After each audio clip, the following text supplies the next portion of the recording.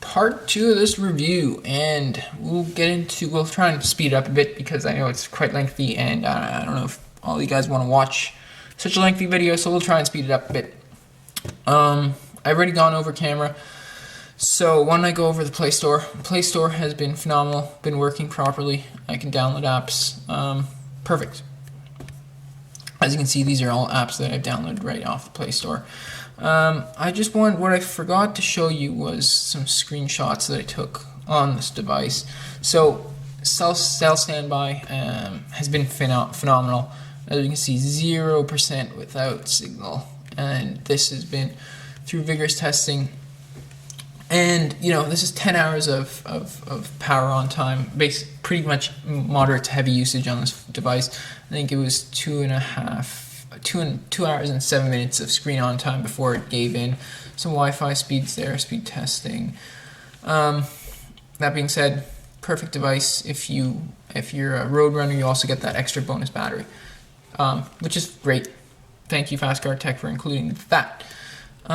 One thing that is worth noting: if you want a screenshot, you can't just simply do that palm swipe to capture that you do on the Galaxy S3, or the North American variant at least, and the power and home button to capture a screenshot. You cannot do that on this device. So that you probably need an app for it, and for apps, they usually require rooting, but that should be no problem since we already got our super user, and I can teach you guys how to do that if you guys want. Leave a comment down below. I'll get to it. Okay, so we can run a couple of, well, actually first we'll go into settings. So we can take a look at our settings menu here. We have the goodies like developer options, which is fantastic, USB debugging, etc., etc. We have our about phone. We have, Bluetooth does work. Bluetooth is phenomenal. I've transferred a lot of files between that Galaxy S3 and this Galaxy S3, no problem. Bluetooth's perfect. That being said, we'll move on to some benchmarks. So we have quadrant standard up first. I'll let this run. I'll also run it on the North American variant just to give you guys a comparison. Now keep in mind, see how slow this is hauling through it, and then compare it to the CPU power that the North American variant has. So this was started 30 seconds later, I guess, and we're already at something like that. We're already at 6, and we're just at 6 here. So here we have it. They're running through it. So I'll push them up so you can see the frame rates down here. Galaxy S3 North American Edition out of the gate already. So we have our frames per second down there.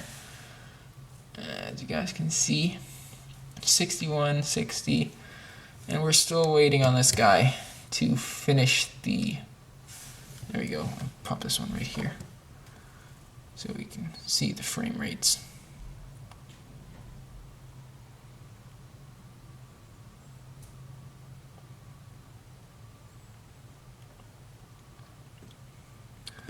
So the North American variant is done.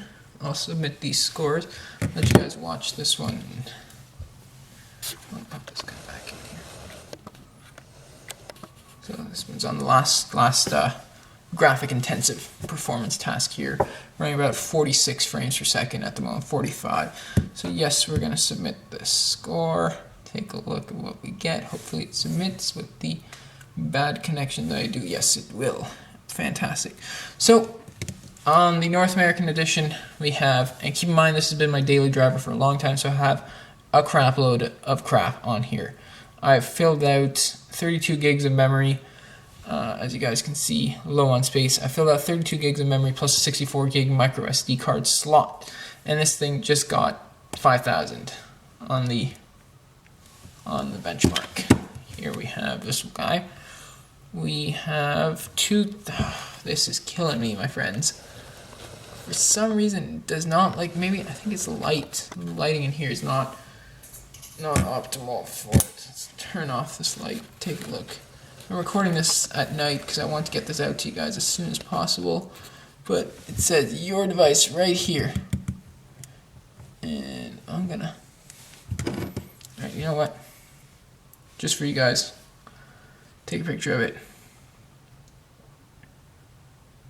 Put this up to the camera.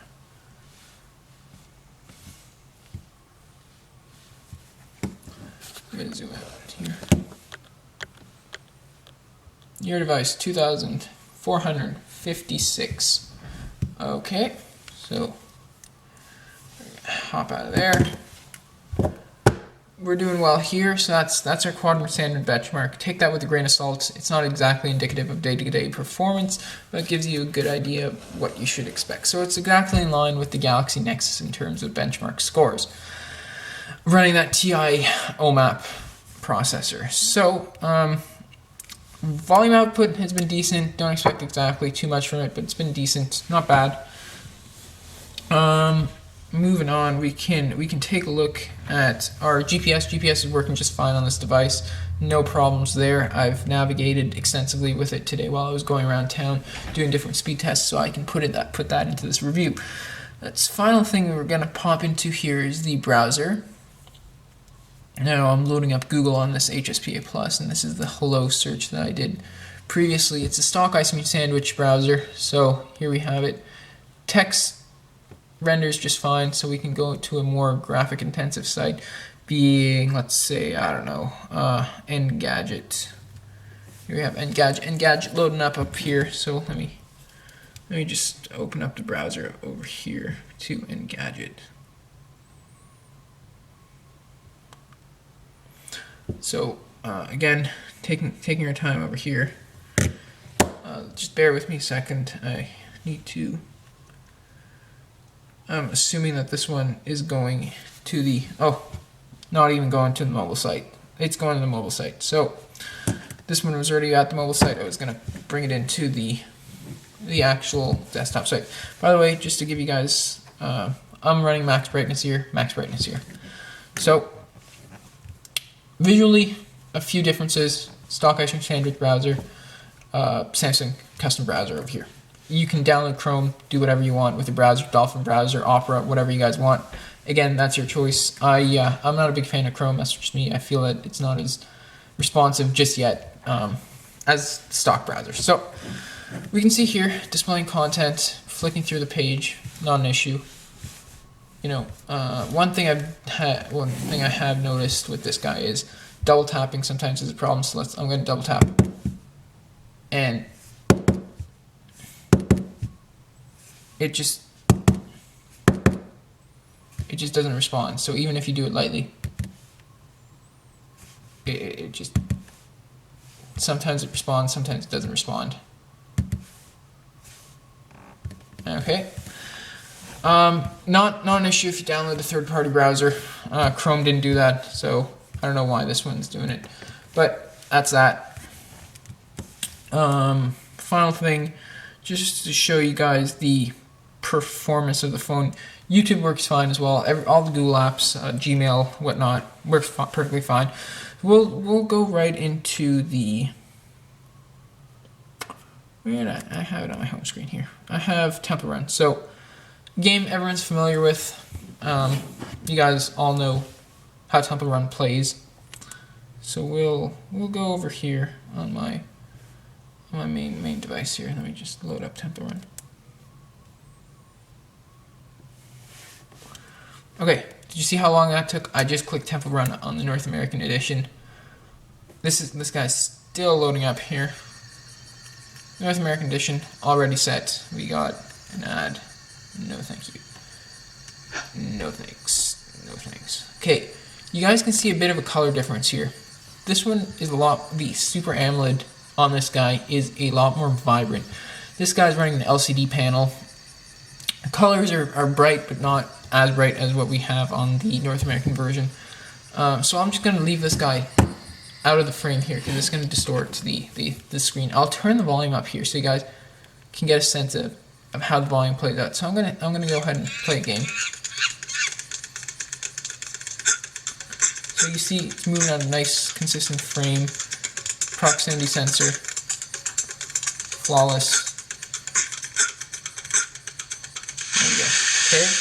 So I'll actually do an actual run to show you guys when the graphics get more intense as the gameplay moves on. But you know, throughout my testing, I've had no problems with this device. Sometimes you get the skip frame, but what can you say? You get that on the Galaxy Nexus as well. So that's that. I'm sorry that you guys getting a bit of white spotting over there, but hopefully you guys can tell that the frame rate is indeed running perfectly. So we're gonna get this magnet here. As you guys can tell, sound output pretty decent. Not anything mind-blowing. No Beats audio on this guy. But then again, you are paying nothing compared to what you would pay for the original North American variant.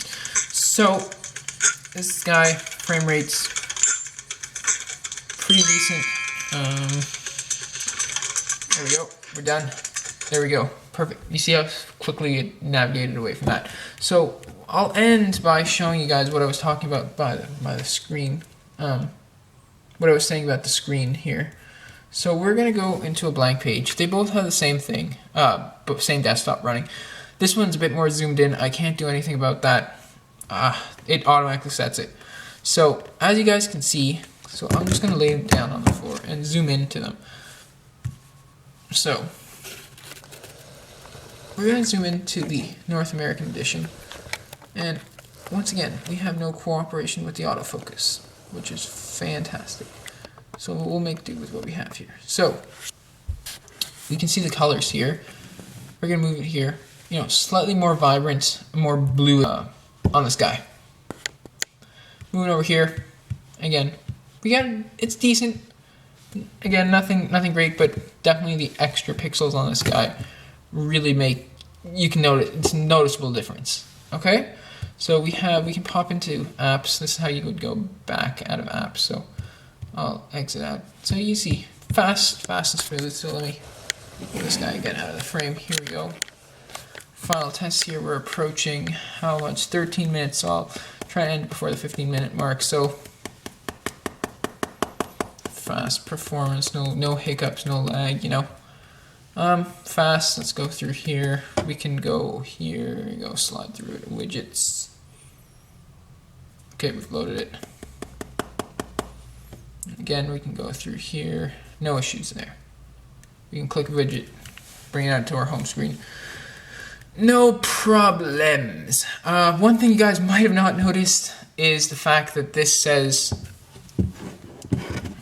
this is so sad. I need to, for some reason, I just didn't want to fix it. I tried to look at it at the break, but I just couldn't.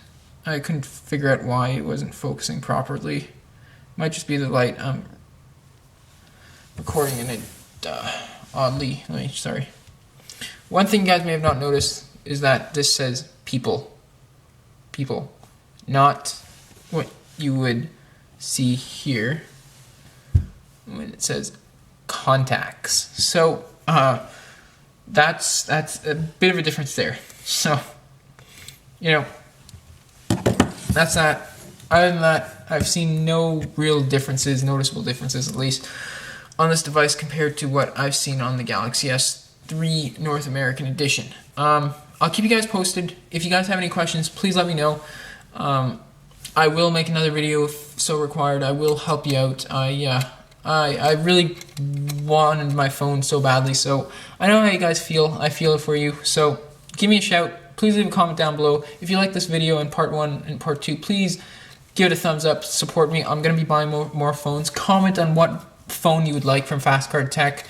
I'll do my best to buy one and do a review on it. You know, they're not exactly cheap, but if you guys help me out, give me a thumbs up. That'll give me the motivation to do it. So please do that. Sorry to bother you guys and say that. I know you guys have heard that a million times, but that being said, just a nice quick reminder. And that's going to wrap it up for our Galaxy S3 from Fastcard Tech. Again, Any questions, let me know. Besides that, thank you for watching.